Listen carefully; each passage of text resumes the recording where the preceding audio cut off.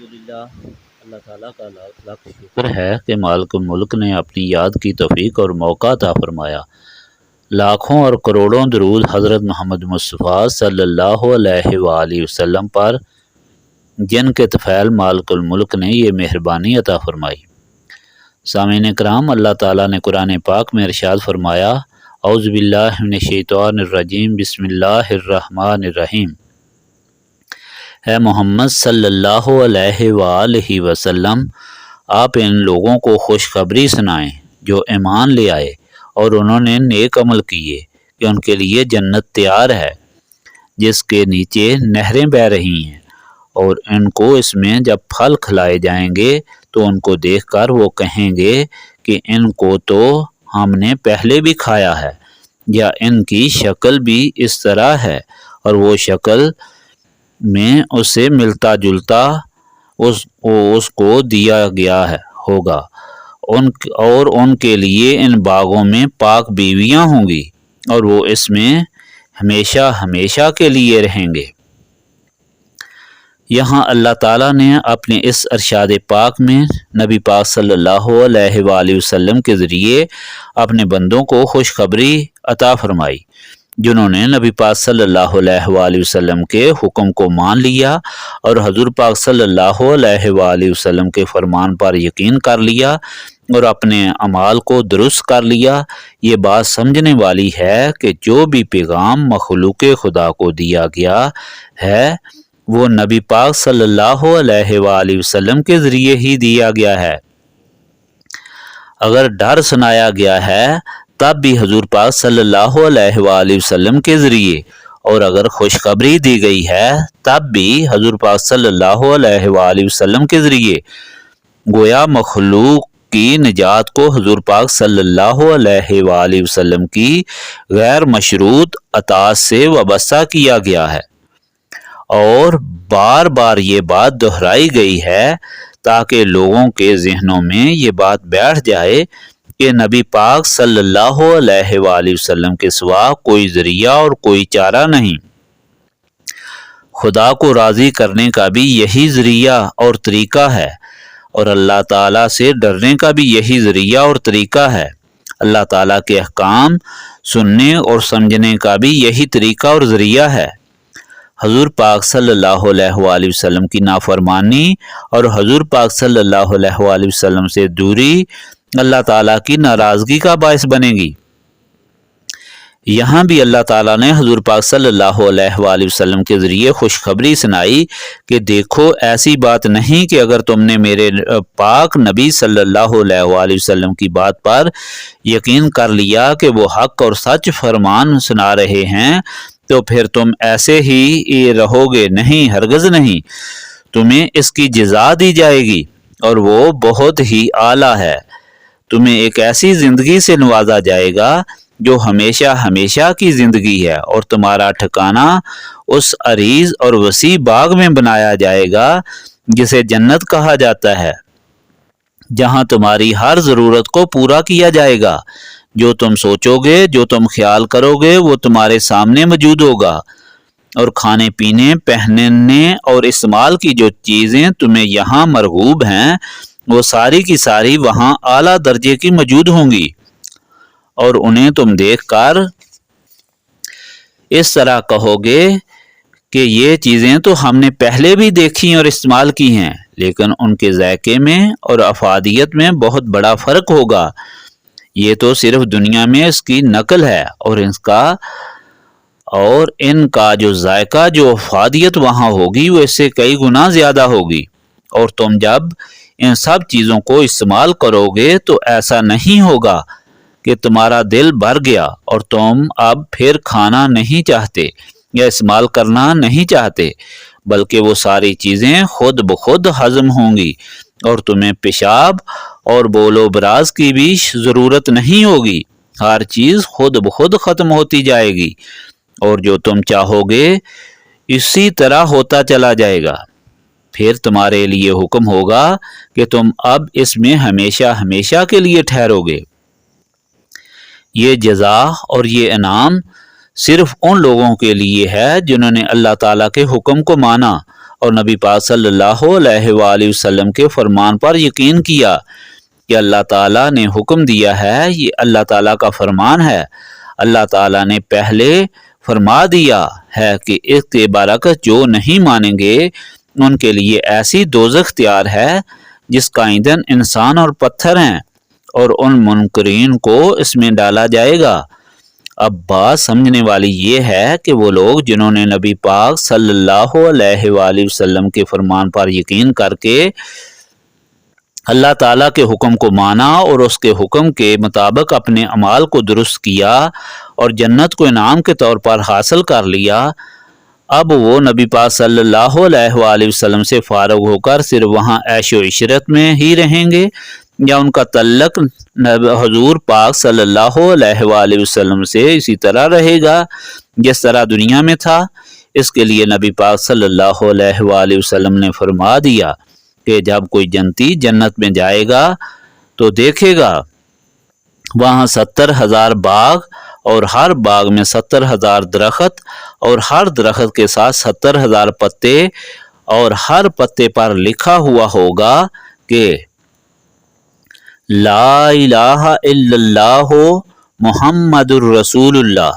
اللہم صلی علی محمد و علی آل محمد و اصحاب محمد و علی آلہ و ازواجہ اجمعین و بارک وسلم و صلی علیہ امت مسلمات رب غفور۔ لا الہ الا اللہ محمد الرسول اللہ، اللہم صلی علی محمد و علی آل محمد اصحاب محمد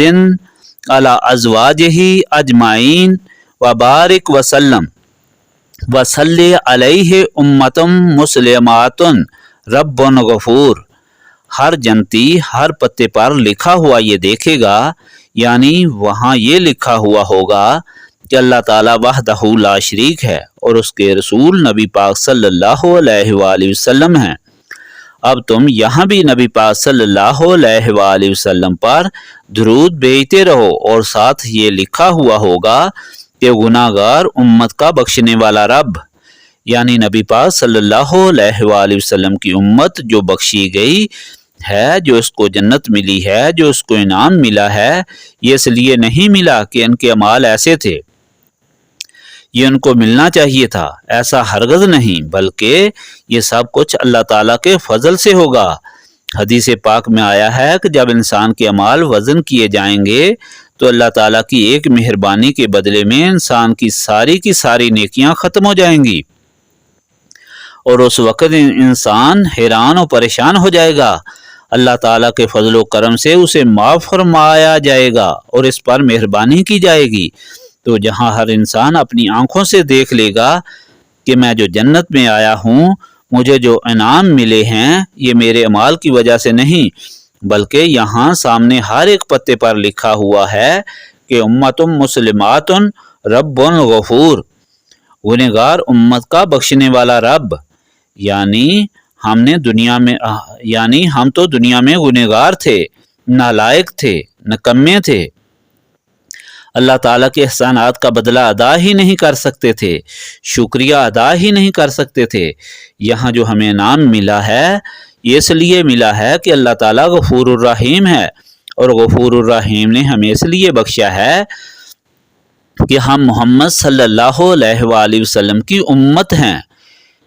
انسان جب جنت میں جائے گا اور اسے تمام انعامات مل جائیں گے، اسے ہمیشہ کی زندگی مل جائے گی،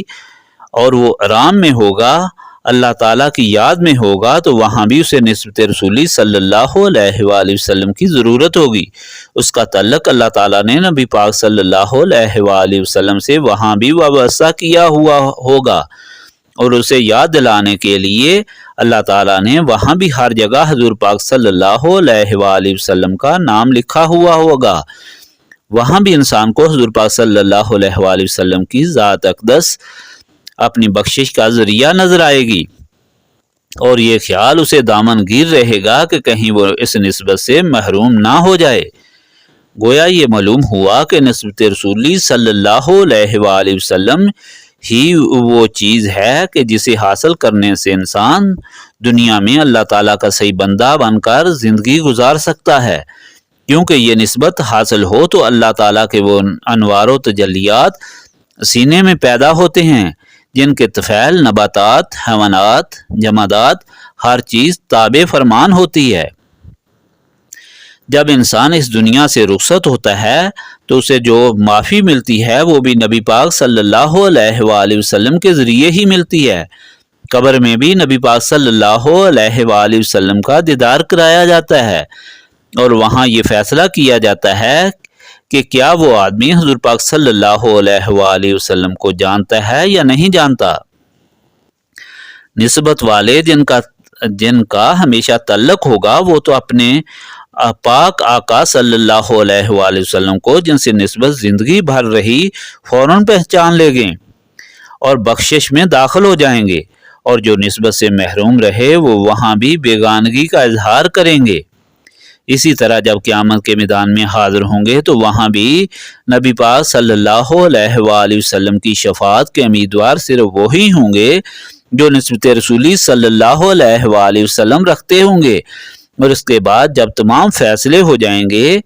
دوزخی دوزخ میں چلے جائیں گے، جنتی جنت میں آ جائیں گے، اور وہاں اللہ تعالیٰ کی یاد اور اس کی رحمتیں اور برکتیں حاصل ہوں گی، وہاں بھی نسبت رسولی صلی اللہ علیہ وآلہ وسلم والوں میں انہیں رکھا جائے گا، اور اس لذت سے، اس سرور سے، اس کیف سے، اس نعمت سے انہیں محروم نہیں کیا جائے گا۔ اس لیے وہ سارے لوگ جو اللہ تعالیٰ اور رسول پاک صلی اللہ علیہ وآلہ وسلم کی نعمتوں کا حقدار بننا چاہتے ہیں اور اپنی زندگی کا سفر اللہ تعالیٰ کا بندہ بن کر طے کرنا چاہتے ہیں اور دنیا اور آخرت میں سرخرو اور سرفراز رہنا چاہتے ہیں، انہیں نسبت رسولی صلی اللہ علیہ وآلہ وسلم حاصل کرنی چاہیے۔ اس کے سوا کوئی چارہ، کوئی سہارا، کوئی ذریعہ نہیں۔ نسبت رسولی صلی اللہ علیہ وآلہ وسلم وہ چیز ہے جو دنیا کی زندگی کو بھی سنوار دیتی ہے اور آخرت کا سفر بھی آسان کرتی ہے، اور آخرت میں رہنے کے لیے جگہ اور ٹھکانہ بھی عطا کرتی ہے۔ پیر صاحب ارشاد فرمایا کہ نسبت رسولی صلی اللہ علیہ وآلہ وسلم کو حاصل کرنے کے لیے ہی اس محفل کو منعقد کیا جاتا ہے۔ یہ سارا سلسلہ، یہ ساری دعائیں اور اوراد، یہ محفلیں، یہ دن رات دعائیں، یہ صرف اس لیے ہیں کہ نسبت رسولی صلی اللہ علیہ وآلہ وسلم حاصل ہو جائے۔ اگر نسبت رسولی صلی اللہ علیہ وآلہ وسلم حاصل ہو گئی تو تمام مشکلات خود بخود حل ہو جائیں گی، تمام بیماریاں خود بخود ختم ہو جائیں گی، تمام تکلیفیں خود بخود دور ہو جائیں گی۔ انسان اللہ تعالیٰ کے رسول صلی اللہ علیہ وآلہ وسلم کے ساتھ تعلق رکھنے سے اللہ تعالیٰ کی پناہ اور حفاظت میں آ جاتا ہے، جیسے کوئی چیز نقصان نہیں پہنچا سکتی، کوئی چیز اسے دکھ نہیں پہنچا سکتی۔ اللہ تعالیٰ کا یہ فرمان ہے کہ جو میرے بندے کے ساتھ مخالفت کرتا ہے وہ میرے ساتھ مخالفت کرتا ہے، جو میرے بندے کے ساتھ جنگ کرتا ہے وہ میرے ساتھ جنگ کرتا ہے۔ ایسا انسان خود ہی ذلیل و خوار ہو جاتا ہے، اور نسبت رسولی صلی اللہ علیہ وآلہ وسلم رکھنے والا اللہ تعالیٰ کا بندہ ہر وقت، ہر لحظہ، ہر جگہ محفوظ رہتا ہے۔ نسبت رسولی صلی اللہ علیہ وآلہ وسلم حاصل کرنے کے لیے سینوں کو صاف کرنا ضروری ہے، اور سینوں کو صاف کرنے کا ذریعہ یاد الہی ہے جو اس محفل میں کی جاتی ہے، جس کے لیے آپ کو یہاں بٹھایا جاتا ہے۔ اس لیے یہ بات ضروری ہے کہ آپ اس محفل کی حقیقت کو سمجھیں اور اس طرف متوجہ رہیں، اس کی عزت اور عظمت سے آشنا رہیں۔ کہیں ایسا نہ ہو کہ دنیا کی محبت، دنیا کا کام، دنیا کی کشش آپ کو اس محفل سے دور لے جائے۔ آپ بیٹھے یہاں ہوں لیکن آپ کی توجہ اپنے کاموں اور اپنی ضرورتوں میں ہو، ایسی صورت میں آپ اس محفل سے کما حقہ مستفید نہیں ہو سکتے۔ اسی صورت میں کما حقہ مستفید ہو سکتے ہیں کہ اس محفل میں بیٹھ کر آپ کو یہ یقین ہو کہ ہر لحظہ، ہر لمحہ ہم اللہ تعالیٰ کی یاد میں بیٹھے ہوئے ہیں، ہم اللہ تعالیٰ کو یاد کر رہے ہیں اور اللہ تعالیٰ ہمیں اپنی محفل میں یاد کر رہا ہے جس طرح کہ اس کا فرمان ہے، اور ہم اللہ تعالیٰ کی وہ دولت، وہ انعام حاصل کرنے کے لیے بیٹھے ہیں جو ہر چیز حاصل کرنے کا ذریعہ ہے، جو سب سے قیمتی ہے۔ اس لیے ہمارا جتنا بھی وقت اس محفل میں گزرے وہی ہماری خوش قسمتی ہے اور وہی ہمارے لیے بہتر ہے۔ استغفر اللہ العظیم الذی لا الہ الا هو الحی القیوم واتوب الیہ۔ استغفر اللہ العظیم الذی لا الہ الا هو الحی القیوم واتوب الیہ۔ استغفر اللہ العظیم الذی لا الہ الا هو الحی القیوم واتوب الیہ۔